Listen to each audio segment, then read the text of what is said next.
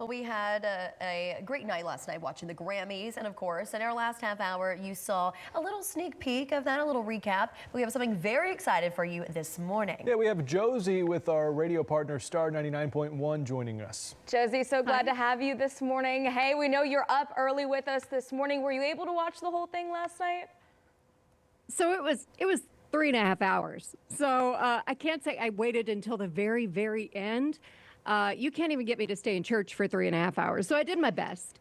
And then this morning I was doing a little catch up and seeing some of the moments that I might have missed. But are any of you K-pop Demon Hunter fans in the studio? I can't We say have I've Jessica seen it. Camuto over there that's raising her hand. So I we got can't one. say I've seen it, but I've heard nothing but great things. Oh, well, you got to put it on the list. So I wasn't surprised that Golden from K-pop Demon Hunters won. I was surprised by some of the things that I saw people wearing and not wearing on the red carpet. Oh, yeah. I have to be afraid. Chapel Roan was a little risque last night. about Explicit. This much covered up. Yep. It was, I don't know how the front part stayed up. And you had Tiana Taylor, who had like this big swoopy thing. And Lady Gaga, she looked like a giant bird.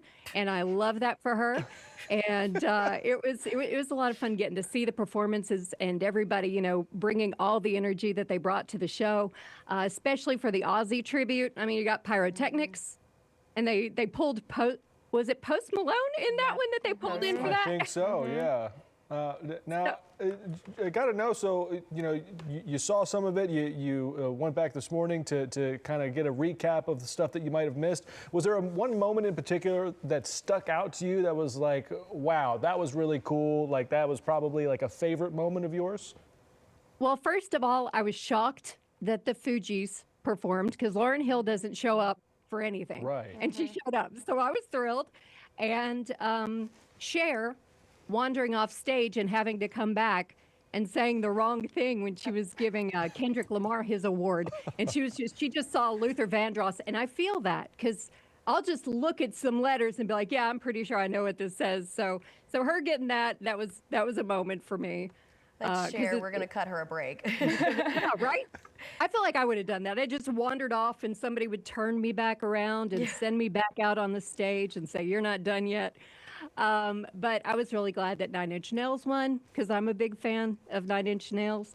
And who else? Oh, okay. So album of the year was Debí Tirar Más Fotos. And I looked that up because I don't speak that much Spanish. And it's basically, I wish I'd taken more pictures. And I hadn't known that before last night. And the idea of wanting to capture memories and moments is something that music does for all of us. And it brings us together in that space. So I thought the title of that album was a really nice one. Record of the year, of course, Kendrick Lamar and SZA. Billie Eilish, Song of the Year with Wildflower. And Olivia Dean, Best New Artist, Man I Need. I do have to ask you, okay, I want your advice. A lot of people were a little upset that Miss Sabrina Carpenter didn't have any awards. And speaking of her outfit, she looked angelic. I was obsessed with it. But what is your thoughts on that? I do love Miss Olivia Dean, though, so I am happy about her winning New Artist. Honestly, it was a surprise because Sabrina Carpenter has had such a huge year that I thought she was kind of a shoo-in for it. So that was a surprise one for me. But that Olivia Dean song really pulls you in. It's got that old kind of soul feel that pulls you in. I will say this, I haven't seen Wicked, but I know that Defying Gravity won Cynthia Erivo and Ariana Grande. So I guess I'm going to have to become a musical person more and eventually get around to watching that. You definitely need to. Josie, okay, one person we have to talk about is Bad Bunny because everyone is talking about him right now. Obviously, ahead of his Super Bowl halftime performance, everyone is waiting for winning Album of the Year. What did you think about that? I thought that was so wonderful for him because, you know, there had been all this talk and there is a little controversy leading up to the Super Bowl, and for him to be able to get a win at the Grammys for Album of the Year, that must have felt really, I mean, that'll buoy your confidence a little bit going into a show like the Super Bowl. such an emotional moment there too. I Yeah, mean, you for see sure. it. Josie, First time Spanish album. we're short for time. I got to ask you too. You know, we mentioned Sabrina Carpenter sort of getting snubbed.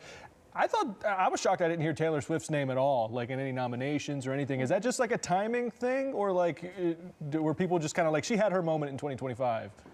I wonder about that myself because I don't know what the deadlines and the cutoffs are for the Grammy Academy specifically. So I don't know if she just didn't quite get her foot in the door for that one, but I'm sure she'll be back with a lot. Absolutely. We'll see It's more of Taylor Miss Swift. Taylor Swift. Thank you so much, Josie, for this. That was a fabulous recap. We'll be right back, folks.